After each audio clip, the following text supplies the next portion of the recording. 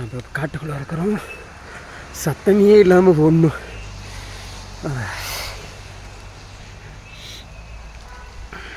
ஃபுல்லாக காட்டுக்குள்ளே பூந்துட்டோம். மழை வேறு பெய்யுது. வழி எங்கே இருக்குதுன்னு தெரில, பார்க்கலாம்.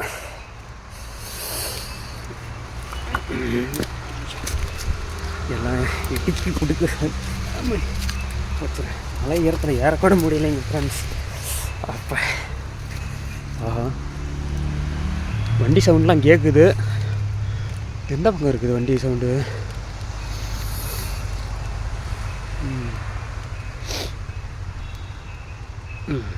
பார்த்தாச்சு.